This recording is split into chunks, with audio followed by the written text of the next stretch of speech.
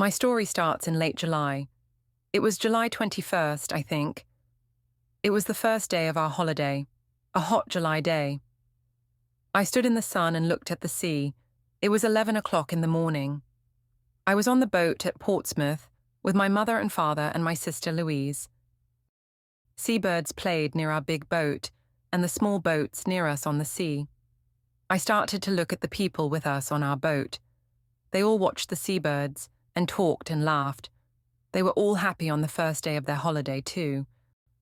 And suddenly there he was, this tall, quiet boy in a blue and white shirt.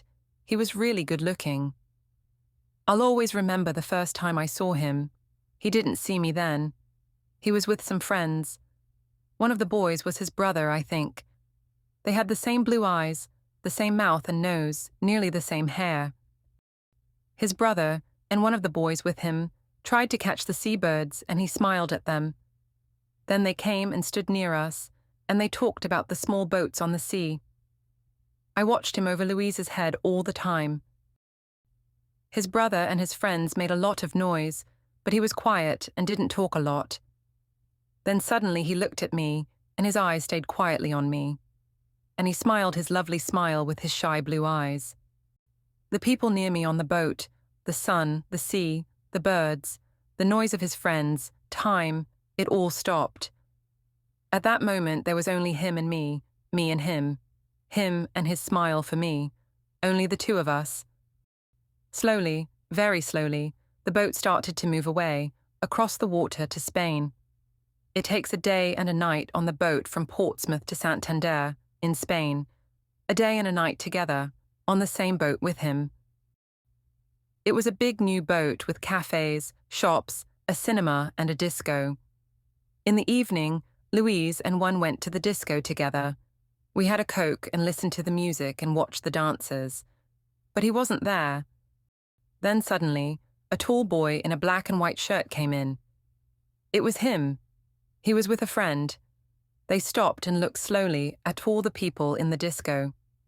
It was dark in there, and he stood and looked for a long time. Then he saw me and he smiled a big, friendly smile. I wanted to stand up and sing and dance with him. He came across the room and stopped near our table. And he asked me to dance. Suddenly he wasn't shy with me. We danced together for a long time after that. But then I looked up, and there was a second tall boy, in a blue and white shirt, at the door of the disco, with the same eyes and the same mouth and nearly the same hair. But the boy near the door had that nice, quiet, shy face, not a big, open, friendly smile. Suddenly I knew. This was his brother with me on the dance floor, not him. I was with the wrong brother. He stood for a moment near the door and watched me and his brother on the dance floor with sad eyes. I wanted to run to him, to take his sad face in my hands and say, sorry. He looked at me, then he went out quickly. I stopped dancing, walked back to my table and sat down. His brother started to dance with Louise. I didn't sleep that night. I thought about him all the time and listened to the noises of the boat and the sea. In the morning, I went to the cafe at 8 o'clock and waited there with my sister for a long time. I wanted to say sorry to him. I had 4 cups of coffee, and I don't really like coffee. But he didn't come. Where was he? Where was he? At 11 o'clock, we arrived in Santander. I wanted to stop the boat. I wanted to stop the holiday. I wanted to go back to England. I only wanted to see him again, to talk to him, to ask his name. But he wasn't there. I started Spanish at school in September, and I like it. We've got a good teacher, Old Webb. Mr. Webb, not Old Webb, my mother always says to me. He isn't old, you know. Old Webb, sorry, Mr. Webb, always takes some people from our school to a place in Spain for the first 2 weeks of the holidays, every July. Old Webb is okay. Not bad for a teacher. We were at Portsmouth with Old Webb, sorry, Mr. Webb, and Mrs. Webb. She's from Argentina. All the boys think she's good-looking too. There were 6 of us with the Webbs.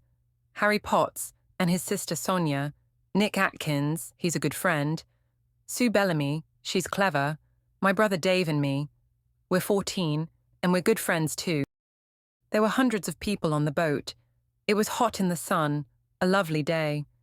People watched the sea and the small boats. I liked being in the sun and thinking about the 2 weeks holiday in Spain. Old Webb started one of his stories about Argentina, but I didn't listen. I started to look at the people, and this girl was there, near me, a really good-looking girl, with nice brown eyes and black hair. I'm really shy and I'm not very good with girls. I didn't talk to her then, but I watched her with her sister and her mother and father. Then they walked away, and she smiled at me for a moment before they went. My brother Dave saw her, and he laughed quietly at my red face. I wanted to see her again, perhaps in the cafe at lunchtime, or perhaps in the cinema in the afternoon. But she wasn't there, and I don't remember the film. In the evening, we had a drink with Old Webb and lovely Lucrezia. That's our name for Mrs. Webb. After that, Dave and Harry went to the disco. They wanted to meet some girls. I don't like dancing, but I went to the disco later. I wanted to see her again, the lovely girl with the dancing brown eyes and the nice smile. It was dark in the disco, and I stood near the door and watched the dancers. Then I saw her on the dance floor. And she was with Dave, with my brother, Dave. She smiled at him too, a lovely smile. I didn't want to watch. I walked out. I went and looked at the sea and thought about things quietly. I thought about her and Dave. I was up early in the morning, before 6 o'clock. I went out again and watched the early morning sun and the sea. There was only one old man and the seabirds there with me. The old man smiled at me, but we didn't talk. I liked being quiet.